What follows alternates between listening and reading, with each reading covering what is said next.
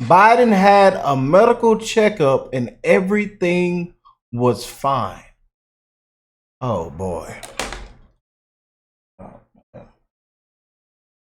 We need the report, the transcript. We need all of it. Release it to the public. We need it. We need it. Who did the checkup? Who did it? Who did it? You know, I'm just like y'all. We are all sick of the lies, man. Sick and tired of being sick and tired. First it was, oh, what you're seeing isn't real. Cheap fake, deep fakes, deep fakes. Then he goes out there, blows the motor and the transmission. The transmission blew so hard the motor blew. And it ain't funny. Oh, Joe, you answered all the questions. We're so proud of you. You did such a great job. You answered every last question. Hands behind your back. You're coming with us, ma'am. You're coming with us. 10-4. We got her. We got her. She's coming with us. Yeah. For real. It's elderly abuse, man. Elderly abuse, y'all. And then KJP. Binder. I mean, just lies after lies after lies. Oh, the president had a cold. Oh, it's the travel schedule. Jet lag. We sent them off for a week. He got to have good meals, a good rest. He got to study the questions. The president of the United States, y'all. It's not funny, man. I'm for real. Who's running the country? Sad, man. We've laughed so hard on camera. We farted and cried tears, but it ain't funny, man. But they say if you ain't crying, if you ain't laughing, then you're crying. But man, so many memes are created. Every time I go on Twitter, Facebook, Instagram, every time I scroll down, it's just the debate memes. People talking about it. And they're shaking in their boots. They're panicking, y'all. He's at an 80% right now from his own party, Democrats, to drop out. Well, let's go and get into this news. It just came out. Thank y'all for keeping me updated. We're going to bring amazing updates. And again, put your seatbelt on. These next 3 months, anything could happen, man. Anything could happen. And we can't stop now. We can't put our foot off the gas. You know what I'm saying? They're going to continue to try as hard as they can. And right now, it's either Kamala or Biden's not going nowhere. And Biden says he's not going nowhere, But says we got a former veteran on Biden's debate performance has impacted campaign and party reputation and how he plans to celebrate Independence Day, 4th of July. Happy 4th, everyone. Happy 4th now. I love y'all. Happy 4th, baby. We're getting it. America. Biden says he will not suspend his campaign. Biden says he will not drop out of the race. But this all could change. Okay, so look, I'm just reading off the prompter, but let's go and jump into this, man. Let's see what's going on. It's just a complete circus. A show. Everybody's laughing at us right now. People are struggling, man. Again, I send my love to anybody that's going through it right now. Working hard, putting food on the table. Salute to our parents, our hard workers out there. People that suffer with suicide rates, depression, anxiety, PTSD. It's at an all-time high right now. People are struggling, man. For real. Inflation, the economy's, it's crazy. For real, man. Oh, come on in. Come on in. It's wide open. Yeah, we'll give you a luxury hotel and here thousands. There you go. Bam. But you got a homeless veteran sitting on the street. We got to get real, man. I'm going to keep it real with y'all, man. I'm going to keep it real on the show. Welcome to the show. Join the family. We just hit 300,000 beautiful family members around the world, beautiful patriots. We're going to keep it real. No sugarcoating, man. People are struggling, man. And we're going to continue to call out what they don't want to call out. Show what they don't want to show. And how they wipe old Donald through the mud. Old Donald through the mud, man. He said, if it wasn't such a terrible job done, I wouldn't have to be here.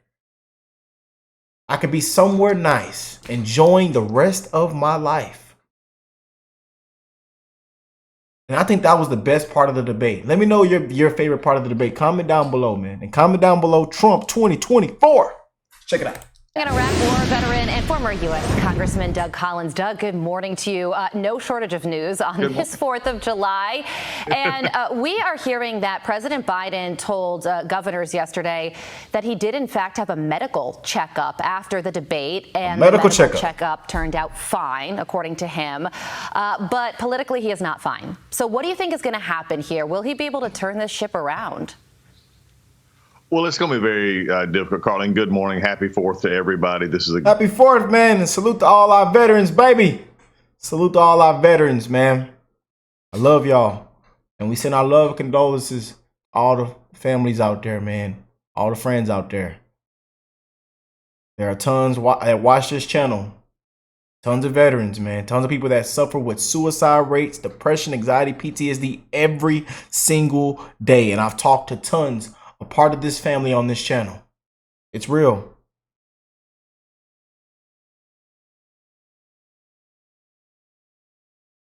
Gotta get Trump back in there, man.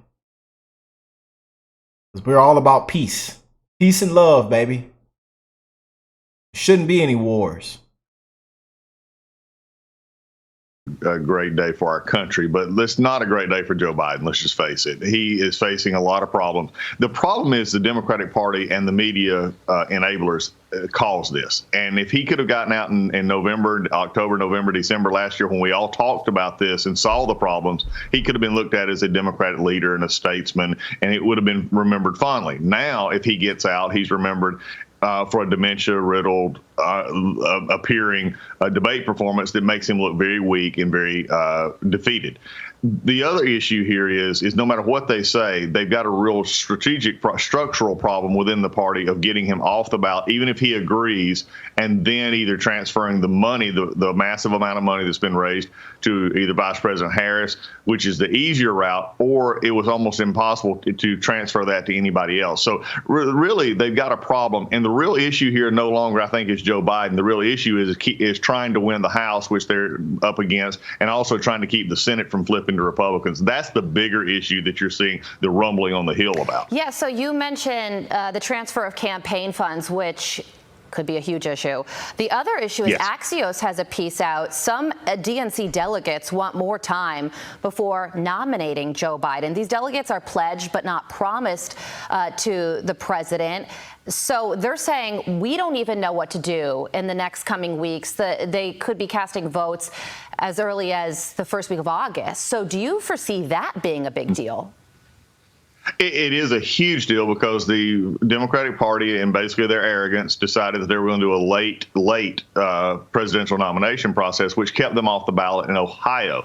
Ohio flagged this a little bit ago, so they were already having to do a virtual nomination for Joe Biden sometime before August 7th. So this is a real problem for them. They can't continue to wait here because if they do, they lose being on the Ohio ballot, which I don't think they're going to win anyway.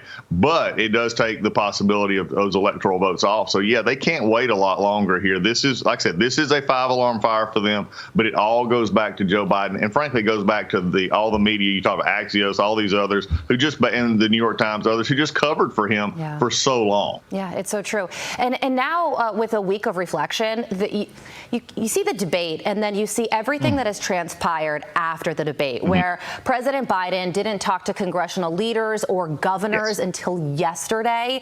The first time he did a nationally televised speech was for 4 minutes, and then he didn't take questions from the press.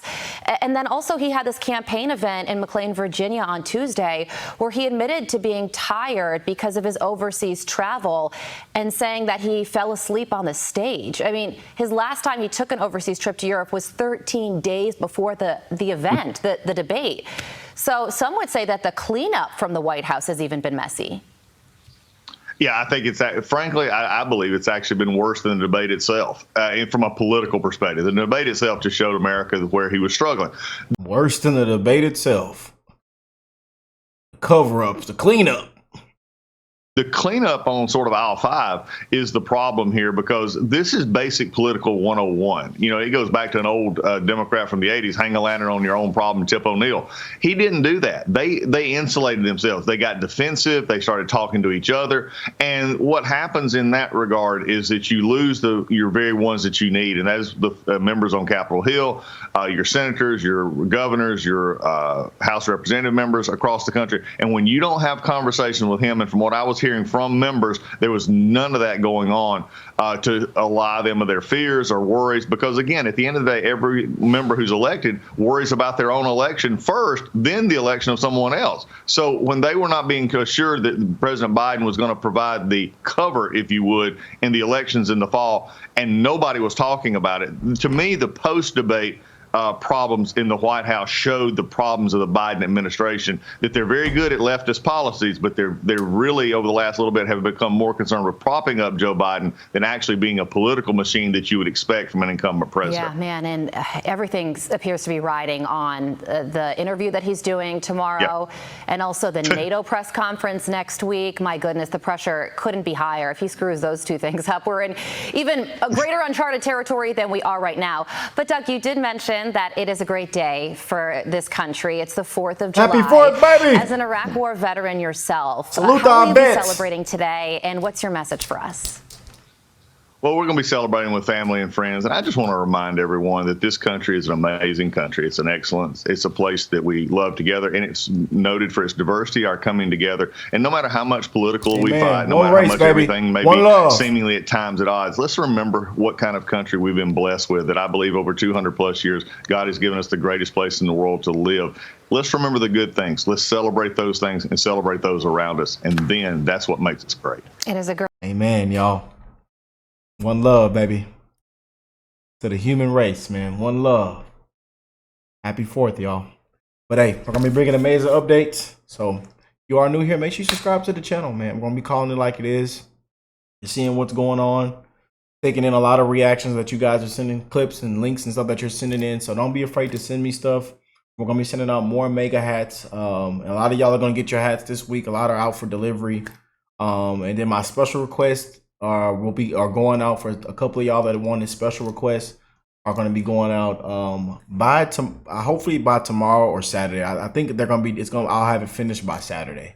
But I love y'all, and hey, I'll catch y'all on the next one, man. Happy 4th, y'all. Enjoy yourself, enjoy family, spend time. Do not blow the backyard up, the front yard, or your apartment complexes up. You know what I'm saying? Please be safe and careful out there, especially on days like this, and especially if you're driving out tonight. Be safe, be aware of your surroundings, because hey, it gets a little crazy on the 4th, baby. But I love y'all, and I'll catch y'all on the next one, man. Peace and love.